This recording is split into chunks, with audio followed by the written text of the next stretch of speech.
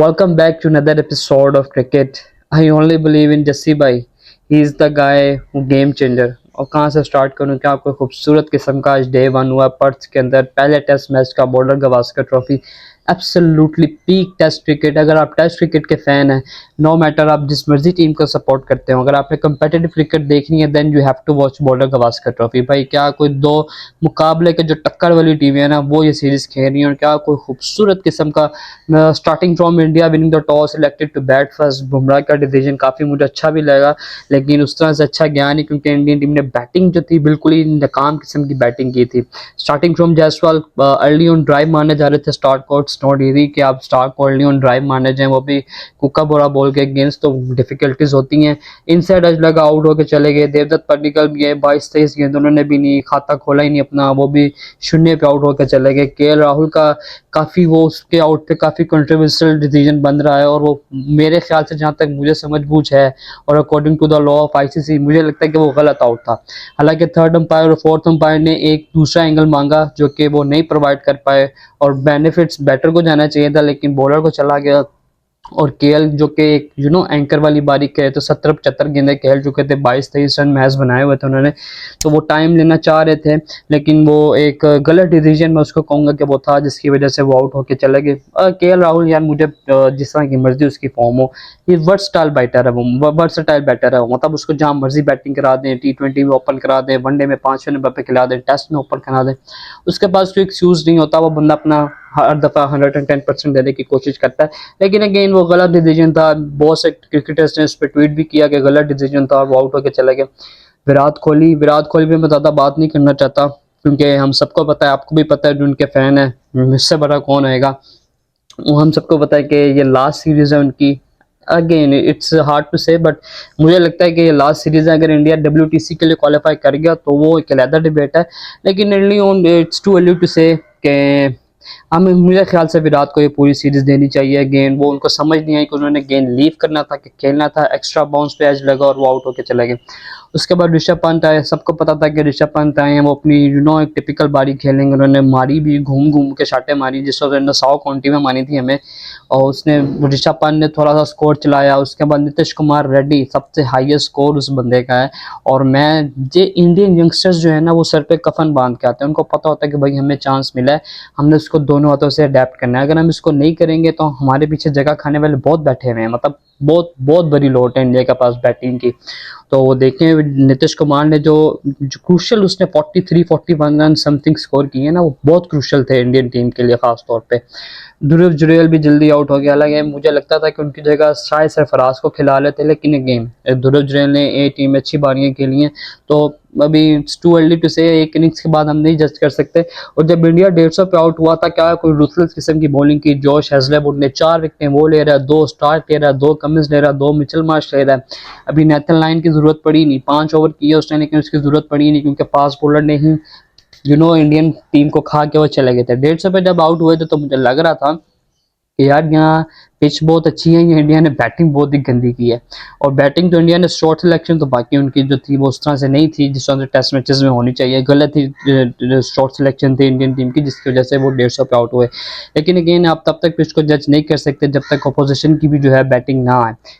Again मैं ये नहीं कह रहा कि बिल्कुल ही घटिया पिच थी बॉलिंग के लिहाज से, good for the bowling, good for the batting as well. अगर आप बारी लेनी आनी चाहिए आपको यहाँ पे। उसके बाद इंडियन टीम ने जिस तरह से बॉलिंग का स्टार्ट किया, जसप्रीत बुमराह मेरे ख्याल से इस जनरेशन का, इस एरा का, मतलब क्या कोई खूबसूरत 30 गेंदों पे 40 उसने पाकिस्तान के अगेंस्ट नहीं होने दिए थे, 30 पे 30 T20 वर्ल्ड कप फाइनल में नहीं होने दिए थे। और अभी ऑस्ट्रेलिया के बैकयार्ड में जाके उनके प्लेयर्स को उसने जो नाच नचाया ना, आपने अगर जस्सी का वो स्पेल देखा होगा तो you have to agree that कि यार भाई वो बंदा कंसिस्टेंसी के साथ परफॉर्मेंस कर रहा है। Red ball, white ball, whatever जहाँ पे भी वो खेल रहा है वो परफॉर्मेंस दे रहा है, अपने बॉल से जवाब दे रहा है। वो खूबसूरत किस्म की उसने बॉलिंग की है, क्या कोई खूबसूरत किस्म को उसने एजेस निकलवाए हैं, बॉलें बीट कराई हैं।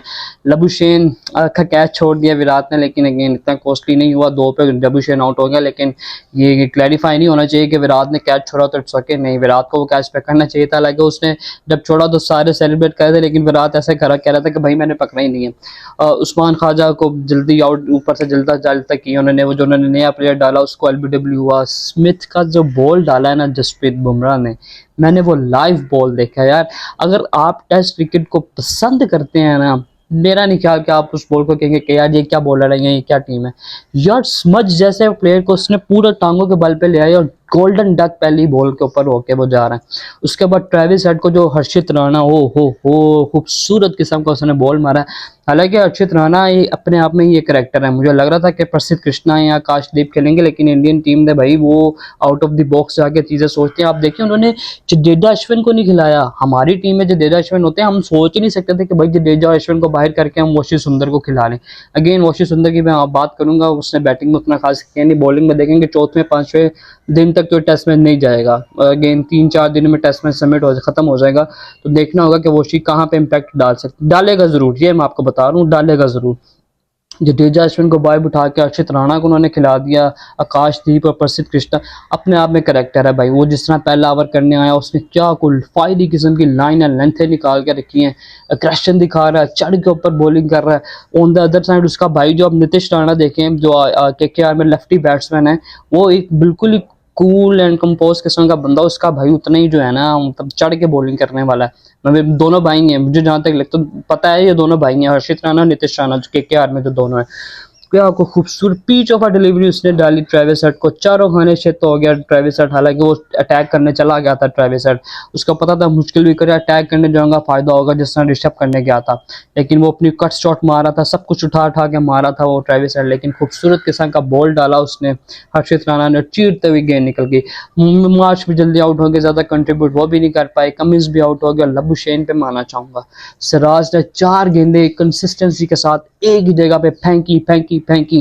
कोहली साहब स्लिप से आए मिड ऑफ के ऊपर, उसने आगे उसको समझाया कि भाई इधर कर, ये कर, वो कर। उसने सीधा बॉल मारा स्टंप्स के अंदर और उसकी एल्ब टांग पकड़ कर रखी और लबुशेन साहब आउट होकर चले गए। आउट तो हुआ, उसने रिव्यू भी जाया करा दिया। अभी की सिचुएशन ये है कि ऑस्ट्रेलिया 67 फॉर 7, और क्या कोई खूबसूरत 150 के बाद मुझे नहीं लग रहा था कि भाई इंडिया इस तरह का कमबैक करेगा। Again it's too early to say, अभी भी बहुत कुछ होना है इस टेस्ट मैच में, लेकिन खूबसूरत किस्म की बॉलिंग की है। कैप्टन जसप्रीत बुमराह ने अपने सारे बॉक्सेस जो थे वो बिल्कुल टिक किए हैं, बॉलिंग में स्पेशली। फील्डिंग में भी थोड़ा सा कैचेस छूटे हैं, विराट से कैच ड्रॉप हुआ, तो एक आधे मैंने हाफ चांस देखे KL वगैरह के भी। तो अगेन यहाँ पे रिस्पॉन्सिबिलिटी लेना होगी जायसवाल वगैरह को अपनी नेक्स्ट सेकंड इनिंग में इंडिया की, जो आएगी मोस्ट प्रोबेबली कल लंच से पहले या लंच के बाद आ ही जाएगी। मेरा नहीं ख्याल लंच तक भी ऑस्ट्रेलिया खेलेगा, तो वहां पे बैटिंग दिखानी पड़ेगी, जायसवाल को दिखानी पड़ेगी। अगेन मुझे पता नहीं आप लोग इससे एग्री करें या ना करें, लेकिन अगेन शुभमन गिल अगर इंजर्ड ना होता तो ऑब्वियसली उसने खेलना ही खेलना था। लेकिन जायसवाल अगर अनफॉर्चुनेटली वो सीरीज में कुछ ना इम्पैक्ट डाल पाए, तो मेरे नज़दीक जो गेल की अहमियत, शुभमन गिल की जो अहमियत है वो बहुत ज़्यादा हो जाएगी। क्योंकि शुभमन गिल के जो मैं स्टैट्स देख रहा था, इस ईयर में उसने 1000 से ज़्यादा रन बनाए हैं सर, 1200-1300 रन उसने टेस्ट मैचेस में बनाए हैं इस ईयर में। और हाले अभी वो बहुत अंडररेटेड जाती है उसकी परफॉर्मेंस, हम उसे कहते हैं होम ट्रैक बोली, ये वो आप कभी उसके ऑस्ट्रेलिया के ट्रैक उठा के देखें, उसने काफ़ी अच्छी ऑस्ट्रेलिया में रन बनाए हुए हैं। और दूसरे टेस्ट में अगेन आपके पास आ जाएंगे, रोहित भी आ जाएगा, शुभमन मोस्ट प्रोबेबली खेले या ना खेले। शमी का भी मैं सुन रहा हूँ, जसप्रीत ने बोला था कि हो सकता है शमी भी वापस आ जाए प्री मैच कॉन्फ्रेंस, पता नहीं इसमें कितने सदाकत है कितने नहीं। लेकिन आज का दिन पूरा इंडियन टेस्ट टीम के लिए मैं कहूँगा कि absolutely carnage from Indian bowlers. इस तरह की ही बॉलिंग करनी चाहिए, मज़ा आता है आपको टेस्ट मैचेस देखने का। और 1952 के बाद फर्स्ट टाइम ऐसा हुआ ऑस्ट्रेलिया क्रिकेट के अंदर, पर्थ के अंदर, के जहाँ पे 17 विकेट्स एक दिन में गिरी हैं 1952 के बाद। इसका मतलब यही है कि भाई अगर वो ऑस्ट्रेलिया वाले तबाह बॉलिंग कर रहे हैं तो इंडिया वाले भी कम नहीं है। जसप्रीत को पूरा बैक एंड पे परफॉर्म उसको सपोर्ट किया है मोहम्मद सिराज ने through his bowling, line and length, खूबसूरत 8 किस्म की बॉलिंग की है, टेस्ट बॉलिंग देखने का मजा आया। अगेन इस टेस्ट मैच में भी बहुत कुछ होना बाकी है, इट्स टू अर्ली टू से कि ऑस्ट्रेलिया बिल्कुल ही हम उसको कहते हैं कि आउट हो गया है, इंडिया वापस आ गया है, अभी कुछ भी नहीं कह सकते। इंडिया की सेकंड इनिंग्स जो होगी वहां पे स्टेप अप करना पड़ेगा, जायसवाल को, KL राहुल को, देवदत्त पडिक्कल को, विराट को। ऑब्वियसली यार ये लास्ट सीरीज ही होगी उनकी, मोस्ट प्रोबेबली मुझे कहते दुख तो होता है, लेकिन फिर भी उसको करना होगा।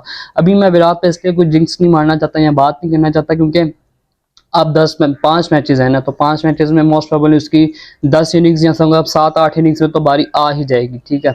तो देखें उस सीरीज़ के बाद मैं विराट पे एक अलहदा पूरी वीडियो बनाऊंगा, क्योंकि विराट की जो टेस्ट फॉर्म है वो काफ़ी डिप हो गई है। You have to agree that मैं उसका बहुत बड़ा दिलदार हूँ, मैं उसका फ़ैन हूँ बहुत बड़ा। मेरे ख्याल से मुझसे बड़ा मेरे पाकिस्तान में बहुत से होंगे, लेकिन मुझे लगता है कि मुझसे बड़ा कोई भी नहीं होगा। Again no jinx for Virat. मैं उम्मीद करता हूँ कि वो नेक्स्ट इनिंग में चढ़ के आके रन्स करे, और विराट ने वो इंटेंसिटी दिखा दी अपनी फील्डिंग के अंदर। और क्या ड्रॉप हुआ उसके बाद, जिस तरह से उसने फील्डिंग में अपनी एफर्ट्स दिखाई हैं, बॉलर्स को जाके समझा रहा है, जस्सी को बता रहा है इस तरह ही आप सीनियर प्लेयर टीम में होते क्यों, इसी वजह से होते हैं। बाकी again absolutely brilliant bowling performance from both teams. Australia Hazlewood underrated of this generation, Hazlewood, Stark, Cummins, Mitchell Marsh, and again Jasprit Bumrah absolutely amazing। Malinga ने भाई उसके लिए पोस्ट कर दी कि ग्रेटेस्ट है वो जसप्रीत बुमराह, तो इससे ज़्यादा मेरे ख्याल से कोई बात बचती नहीं है। जिसको वो आइडलाइज करता है जसप्रीत, वकार, वसीम को, ऑब्वियसली उसकी परफॉर्मेंस भी उस तरह ही आनी है, उनसे बेहतर भी आए। हम तो उम्मीद करते हैं, हमने वसीम वकार को नहीं देखा, हम जसप्रीत बुमराह को देखना है। अगेन मैं कोई कंपैरिजन नहीं कर रहा, लेकिन जिसको वो फॉलो करता है, आइडलाइज करता है, जसप्रीत बुमराह, वकार, वसीम को ही करता है, तो हम उम्मीद करते हैं उनसे बेहतर करें। ये मैं नहीं कह रहा, ये वसीम वकार खुद कह चुके हैं, आप जाकर स्टेट्स चेक कर सकते हैं। वीडियो पसंद आए वीडियो को लाइक करें, शेयर करें। ये बॉर्डर गवास्कर में हम थ्रू आउट द सीरीज हम वीडियोस बनाते रहेंगे। आफ्टर सो लॉन्ग मैंने वीडियो बनाई फॉर सम रीज़न। आपसे मिलेंगे हम किसी नेक्स्ट वीडियो में, तब तक के लिए अल्लाह हाफिज़।